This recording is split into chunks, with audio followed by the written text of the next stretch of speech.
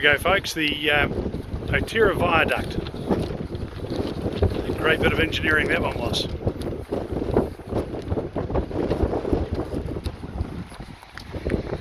Pretty steep.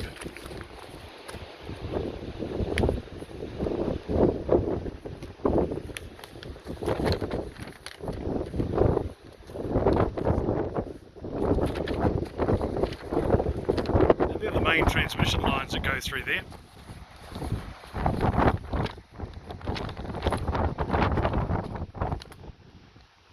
Very impressive, huge,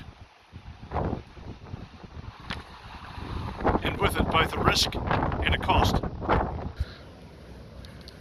So when Westpower's Waidaha project claimed the following benefits, most were rebuked by the report that was prepared for the Minister of Conservation under section 17S4 of the Conservation Act 1987, which became part of the basis for his decision to decline the project. Westpower said the Waidaha scheme would meet growth in demand for electricity, create self-sufficiency in electricity and community ownership, and provide security of supply, reducing transmission losses. It would also improve confidence to investors in the West Coast and reduce carbon emissions. A big one is resilience after a major earthquake. And that's going to rely on luck as to where the damage to the various power stations occurs.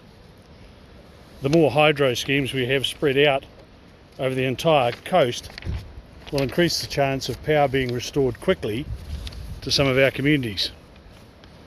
The current electricity supply relies on the importation of electricity over long distance transmission lines.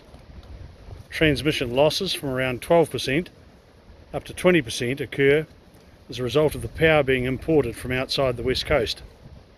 This results in costs to the wider community in terms of energy loss, as well as to the local West Coast community in terms of financial costs.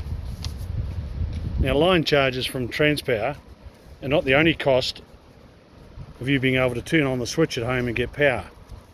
The costs from both Westpower and Buller Electricity, both community owned, for lines is a factor.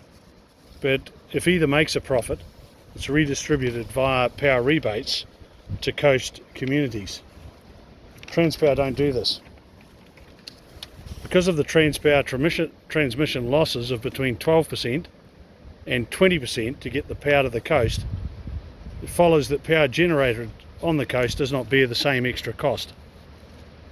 The extra costs from Transpower are another example of a coast paid tax paid by every household, calculated at between 12% and 20% of the Transpower line charges component of your power account.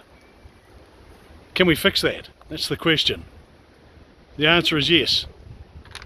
We need more hydro schemes like the proposed run-of-river scheme at the Waidaha or the Buller Plateau scheme. We need them up and down the coast, because it'll certainly help when this country here decides to rearrange itself in a major earthquake. We'll catch you later.